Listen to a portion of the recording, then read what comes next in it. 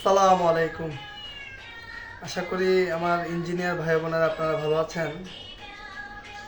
আজকে যে বিষয়টা শেয়ার করব সেটা হচ্ছে ইনভেস্ট।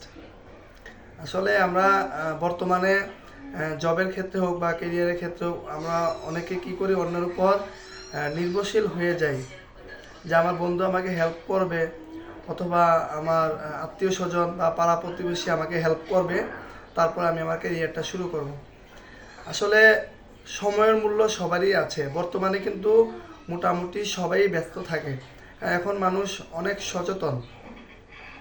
যার সাথে ইঞ্জিনিয়ারিং পড়াশোনা করেছেন, যে বন্ধুর সাথে একসাথে পড়াশোনা শেষ করে বের হয়েছেন, সেই বন্ধু একসময় অনেক আড্ডা দিত, অনেক সময় দিত। আজকে সেই বন্ধুও কিন্তু অনেক ব্যস্ত, তাই না? পরিবারের প্রত্যেকটা ব্যক্তি কিন্তু অনেক ব্যস্ত। এখন আর ওই রকম নেই যে আপনাকে ঘন্টার পর ঘন্টা অন্য কেউ আপনাকে সময় দিবে, কারণ সবারই এখন চিন্তা ভাবনা আছে, তাই না? এই জন্য আমার ইঞ্জিনিয়ার ভাই ও বোনেরা অনেকে কি করে অন্যের উপর নির্ভরশীল হন। তো আপনারা দয়া করে অন্যের উপর নির্ভরশীল হবেন না। আমাদের ইঞ্জিনিয়ার ভাইদের পকেটে টাকা থাকে কিন্তু নিজের প্রতি ইনভেস্ট করে না। আমরা যারা সরকারি চাকরির জন্য অ্যাপ্লাই করি, এই যে আমরা টাকা ম্যানেজ করে একটা জবে অ্যাপ্লাই করি, এটা কিন্তু আমার একটা ইনভেস্ট। তারপর হচ্ছে আমি সরকারি চাকরির জন্য প্রিপারেশনের জন্য বই কিনবো, এটা আমার জন্য একটা ইনভেস্ট। আমি প্রাইভেট পড়বো, একটা কোচিংয়ে ভর্তি হবো, এটা কিন্তু আমার জন্য ইনভেস্ট। আমরা এটাকে অবহেলা, অনেকেই আছেন আমরা এটাকে অবহেলা মনে করি। এখন এত টাকা পয়সা ইনভেস্ট করে কি হবে? আপনারা গাজীপুরে যারা ছিলেন জব প্রিপারেশনে, আপনারা অনেকেই দেখবেন অনেক ইঞ্জিনিয়ার ভাই বোনেরা কত পরিশ্রম করেন, কত কষ্ট করেন দিন রাত, এই যে নিজের প্রতি ইনভেস্ট করতেছেন। যারা পরিশ্রম করতেছেন, যারা ইনভেস্ট করতেছেন, ওরা কিন্তু দিন শেষে সফল হচ্ছে। হয়তো অনেকে হচ্ছে না, কিন্তু বেশিরভাগই হচ্ছে। তো আরও অনেকেই আছে প্রাইভেট চাকরির জন্য প্রিপারেশন নেন, প্রাইভেট চাকরির জন্য দেখা যায় বিভিন্ন ডিপার্টমেন্ট রিলেটেড বই কিনেন, বিভিন্ন কোর্স করেন, ট্রেনিং করেন। কিন্তু আমাদের মধ্যে অনেকেই আছেন যে একটা কোর্স করতে চায় না, যে আমি কেন এই কোর্সটি করে টাকা নষ্ট করব। আসলে বর্তমানে এমন একটা পরিস্থিতির দিকে যাচ্ছে, আপনি শুধু সার্টিফিকেট দিয়ে কিছু করতে পারবেন না।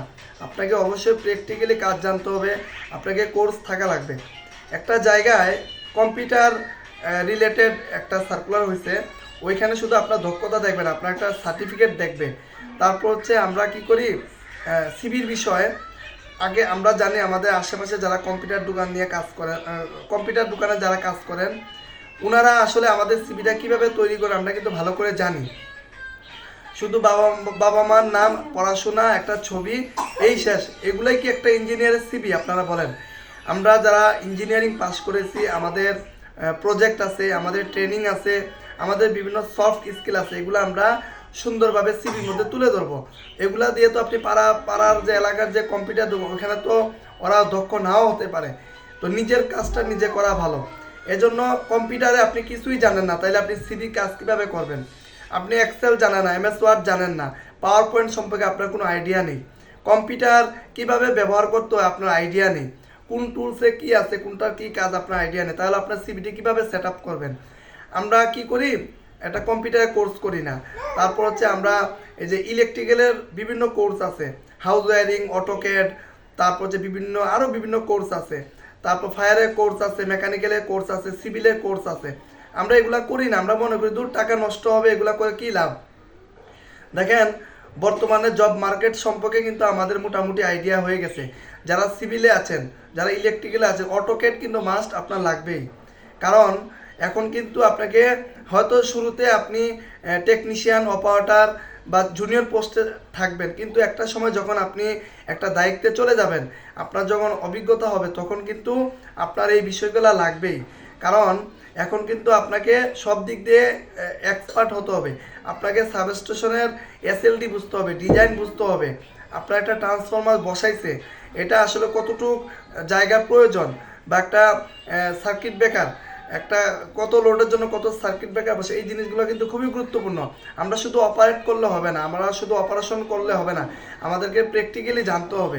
এই জন্য আমরা নিজের প্রতি ইনভেস্ট করতে হবে, সেটা কোর্সের মাধ্যমে হোক বা বই কেনার মধ্যে হোক বা সময়ের প্রেক্ষিতে হোক। তো আমরা চেষ্টা করব নিজের প্রতি ইনভেস্ট করার জন্য। আমরা অনেকেই আছে কিপটামি করি। আসলে ভাই আপনি কিপটামি করে বেশি দূর আগাইতে পারবেন না। আপনি যদি বর্তমান যুগের সাথে যদি তাল মিলিয়ে চলতে না পারেন তাহলে কেরিয়ারে আপনি অনেক পিছিয়ে পড়বেন।